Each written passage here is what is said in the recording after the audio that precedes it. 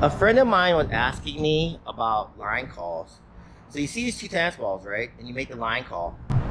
And so this is realistic. Like I'm playing a match and this is what I see. Okay? But as you come over to the ball, notice what happens. The ball on the right is extremely far away from the net, from the grass. Assuming the grass is a court, the ball on the right is extremely far away from that line. Whereas this other ball is right there on top of the line. Okay? Now, there is an argument to be made that this ball is not touching that line. Because when you have compression of the ball, it tends to leave a mark about a third the size of the ball. Okay? When you're playing tennis, you need to call that ball in. That ball you might be able to call out. But you know, when you're moving, that's a hard call to make. Assuming you are in the middle of the court, this is about the length to a sideline, you need to call that ball on the left in, even though it might be out. But that ball on the right, you might have to call that in because it's hard to be sure about that ball on the right if you're moving. In terms of conduct, code of conduct, when you're making line calls, it's better to err on the side of being wrong than being right. All right, and I know it's a problem.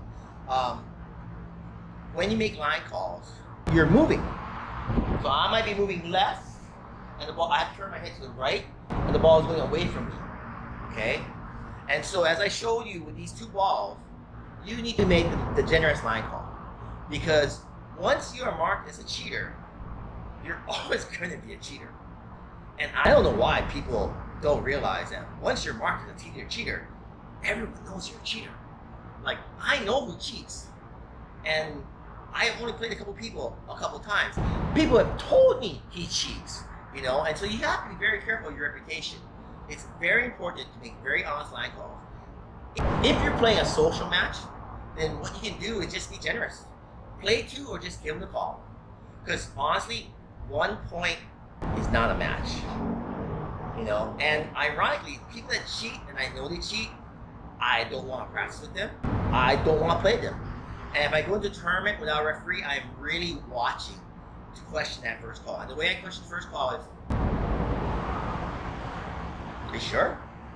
I thought I saw it was good. You know, and that sort of reaction where it's more passive tends to give you a better response than if you go,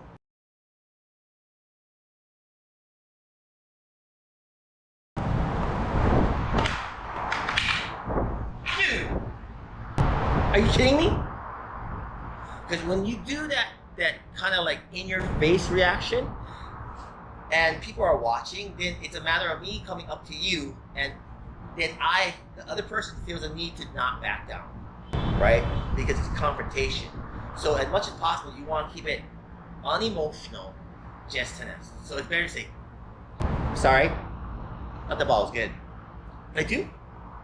You know, and you say something like that. And sometimes they'll say, no. Nah, I saw it was good, and I don't want to play two. Because some people don't like playing two.